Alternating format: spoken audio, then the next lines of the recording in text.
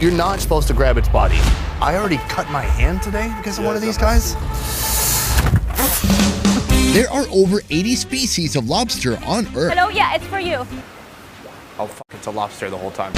And I'm sure each of them delicious in their own way. That looks gorgeous. The Canadian lobster seems to get all the attention. Is this what it feels like to fall in love? Well, I say, there's a new champ in town. These are known for being very aggressive, Bigger, more angry, aggressive version. badder, and even more expensive. Look at this guy!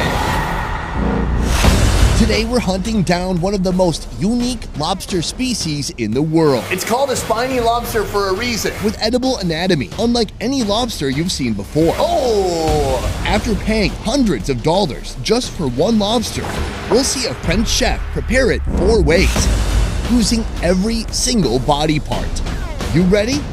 Let's go. Boom! Welcome back to another fun seafood video, and today we are returning once again to Kalisa, one of Saigon's best seafood wholesalers. They only import premium seafood. Yes, we've seen that they have Canadian lobsters, but we're here for a different species. Spiny lobsters get their name from the forward-pointing spines that cover their bodies. They vary in form, color, and size. But there is one found throughout the coastal waters of Western Australia and New Zealand that glows a bright blood red. The weight of the red spiny lobster is probably over 7 pounds, but all that weight is going to be in its body because it doesn't have claws. We're talking a huge lobster tail. I'm pumped, you're pumped, let's go inside and meet our meat. Every time we come here, I like to give you guys a little bit of a tour and show you some different seafoods that you maybe haven't seen before. Right here, a huge tub full of these brown crabs. It's stabbing me! Look at his super sharp feet! How do you hold this? It knows I have soft, fleshy hands. Okay, hold it like this. It's got like little knife legs. The edges, it kind of looks like a pie. Should we eat this in a future episode? Let me know in the comments down below. Here, freaking Australian abalone. These are ginormous. It has changed shape to basically the shape of the basket. This is a giant mussel that it uses for moving around, for suctioning. It also looks like, this is gonna sell for around $33 per piece. Kind of expensive, but it's a premium meat. I think if you ate just 2 of these, you'd be freaking full. And this is what we're here for. Enough talking, I'm gonna pull one out right now. A beautiful creation. Okay, I got it by the antenna. A gift from God to mankind. Come here. Worth it. So check this out, guys. This is a red spiny lobster. It has legs, almost like crab legs. How many is it? It's not going well. Oh, it's not going well. Oh, it's scratching the shit out of me. No! Okay, lesson learned. Sorry. Never pick up a lobster by its body or carapace. Oh, no! It's covered with sharp, thorny spikes that can and will injure you. Look at how huge this is. Instead, grab it here. So this one right here is 7 pounds. These legs, they look like the creature from Aliens. If you put your face right there, you're gonna be effed. We're looking here, I know. Lobsters taste with their legs by way of chemosensory hairs that identify food. They can even regrow lost legs or antennae during their molting period. This is a lot of leg meat. It reminds me almost of a king crab. These big hands can be used for ripping different animals apart into little pieces so it can eat them. Their food contains a wide range of items such as Caroline algae, mollusks, and crustaceans. These are mouth arms. Can you imagine if you had little mouth arms right here? You could eat so much more food. However, they can also be eaten by octopods, large fish, and the most dangerous predator of them all, man. Rare, premium, giant-sized seafood like this comes at a price. This guy costs $277. We're gonna pack him up and we're heading to a restaurant. I'm super excited. You ready, buddy? Let's do this. I am standing next to the very tall chef, Julian. Thank you so much for joining me today. My pleasure. Right here, it is the red spiny lobster. Have you ever heard of this? Yep. Oh, can we get another take where you're like, oh my God, no, just kidding. I'm at Quint's Saigon, a restaurant serving modern European cuisine. Last time I was here, Chef Julian prepared some tantalizing treats utilizing local caviar. Oh my God. This is so good it makes me angry. Today, I brought him a monstrous lobster that he'll prepare 4 ways. That's a nice slab. Yeah. This is 3 to 4 times the size of a lobster Julian would usually serve in his restaurant. I'm just scared to cut it enough. It's so huge. More size means more meat. I might try to dip it in ice for a while. But it also means a thicker shell and a more fierce creature with a lot more fight in its belly. Easy, yeah, it's cold. I should tell you, about 5 minutes ago, this lobster escaped into ice prison. I filmed it on my phone. The lobster has been under ice for about 10 minutes now. We're hoping to not get hurt and to reduce the amount of hostility coming from this particular lobster. Let's see if the ice actually worked. This might be too much for Julian to handle. It's still pretty aware of what's going on.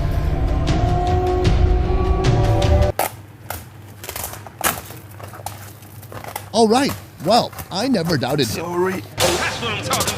Wow, that is a load of meat. It's almost translucent, glassy. You can kind of see through it a little bit. Let's see how much just the tail alone. Well, that's a whole dinner right there. The legs are gigantic. It's like dangling loose. As soon as you break it off, tightens up.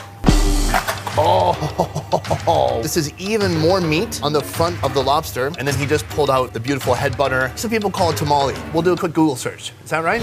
Tamale is a gland that helps with digestion, sort of like a liver and a pancreas combined. Oh, it's right. And then we'll get an alternate edit. Is that right? Oh, it's not right. Now that we've completely broken down the lobster, we have the legs, we have the body, we have the tail, all dishes using different parts of the lobster, and all of them gonna be delicious. That's the plan. I'm looking forward to it, Julian. Can't wait. Let's do it. Course 1 comes from the tail. Look at that. Oh, it's got layers of fat on top. That's awesome. He's giving it the Japanese treatment by lightly salting and wrapping in seaweed for a brief time. Kombujime, which is a Japanese technique to really flash cure it. The result, fresh, juicy sashimi slices. What's really interesting is I expected for you to cut the sashimi just like, normal, thin, big, broad slices. But this almost looks like a scallop. I wanted the texture and not a thin slice. On top, a touch of tamale oil, then Thai seafood dressing made by blending a host of powerful flavors. Garnish with a thin slice of fried garlic, and it's ready to eat. Whoa, that texture is crazy. Oh, it's so solid. Fibrous, but not chewy or anything like that. This green sauce, super spicy, but it has a fresh, powerful, intense, salty, spicy punch. The way it breaks down in your mouth, it's super unique. It's an experience you can't get from a smaller lobster. You just have to have those big tail muscles. It's like an angry scallop. Like an angry scallop, yeah.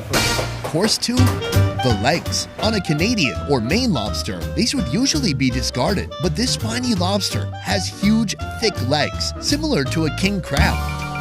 Oh, it looks awesome. It's got a little handle. This is lobster leg tempura. They get blanched in hot water. Then the meat is meticulously removed from the shell. When I bite into this, I'm assuming there's gonna be like some tendon in the middle. I hope not. Oh, you think these are just straight meat? Yes. Coated in a mixture of rice flour, cornstarch, and soda. Deep fry, then serve with truffle aioli, a slice of lemon, a pinch of salt, and truffle flakes on top. Cheers. Yeah, cheers.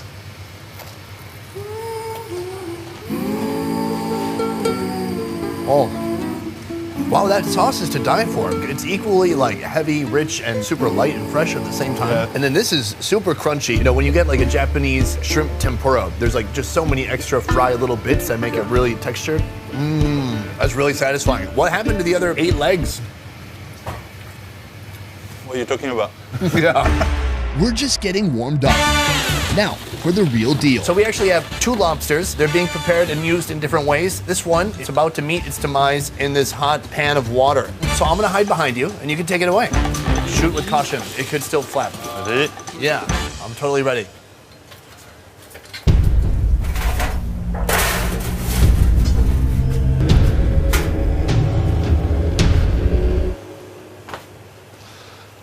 No movement. I think that's a wrap. Lobster is in the hot water, being blanched right now. How long are you gonna keep it in there? 5 to 6 minutes. So that's not enough to cook it all the way No. through. Hopefully we'll detach more easily the meat from the shell, and also it will give more even cooking when we barbecue.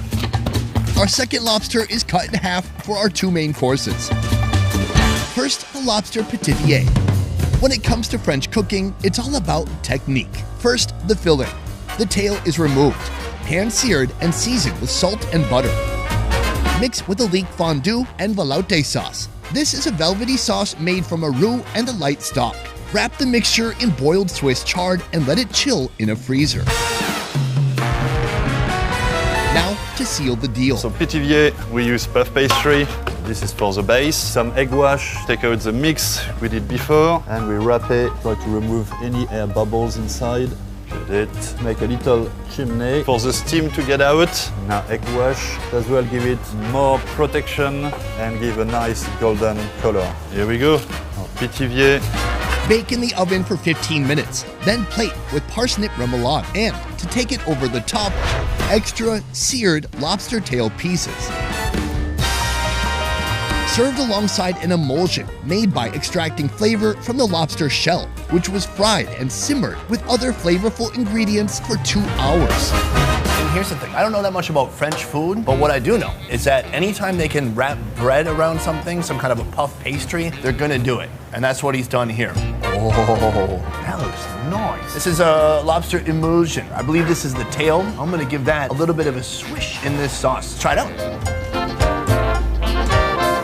Oh, the meat is wonderful, firm but juicy. This gravy, it is so rich and so delicious. Just thick and savory and so satisfying.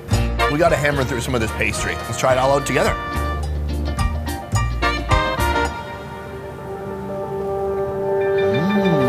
I've never had this kind of a pot pie. The pastry is a little bit flaky and a little bit doughy, and it really soaks up all these juices and just draws them in. You can feel there's pieces of lobster inside, but really most of the flavor is coming from this incredible gravy. Oh, you could pour that over a choux and it would still be pretty good. Here, a parsnip remoulade. Refreshing, citrusy. It's a perfect way to balance out this really rich, heavy food with something more light. Next course. Feed me more. Course 4, the final dish. A timeless cooking method that'll really show off the massive size of this lobster. He seasoned with salt and a drizzle of olive oil and sets it on the grill for 3 minutes. Do you think for some people who dine out, lobster represents just luxury food? When cooked, its rich red color makes a style statement like few other seafoods can. It's an etiquette. You eat lobster, so you're worth it. Julian elevates this luxurious meat slab to new heights by flavoring it with a godly mixture. Onion, rosemary, garlic, Japanese 7-flavor powder, lemon zest, a squeeze of lemon, and scallion. Then, adding in the most prized part of the lobster, the tamale. Give it a final torching, plate, and serve. Do I think lobster is overrated? Yeah, a bit. Am I gonna complain if you put 3.5 pounds of lobster in front of me? No, that's good. I'm fine with that. I'm gonna get to this very soon. Here, this is the claw of a spiny lobster. A typical spiny lobster like you might find in Thailand or something, I don't think they even have that. I'm gonna try that out. This is so different from what we had this morning. I mean, the sashimi was light, spicy, refreshing. This one is like smoky and sweet. It's picked up a ton of that charcoal deliciousness. Wow, there's so much meat in there. Moving on to the body. This is the tamale, very rich, fatty, and some people call it head butter. Super rich, creamy. That's why we have some bread here. Smells amazing, smoky, fragrant, aromatic. It looks awful, to be honest. It just looks like it almost has that a little minerally aftertaste to it, like you would expect from a liver. That's interesting. I think the last thing to eat here is the tail. Oh yes, it's working. Look at this. There's just layers of meat falling off. This is the sirloin of the lobster. I'm gonna just take a bite of that. Oh, it's like the cheesecake of the ocean. So rich, smoky, fatty, and powerful. Guys, when is the last time you saw a lobster tail that huge? Wow, if you look closely, there's just big hulking muscles in here that break apart. It basically has rippling abs. Even here in the body, there's more meat. I've had other big lobsters in the past. I was not always impressed with the meat. It got a bit tough here. A great balance of delicious, tender, great textured meat with very bold flavors. I think that's why I'm probably supposed to put some lemon on there. Is that right?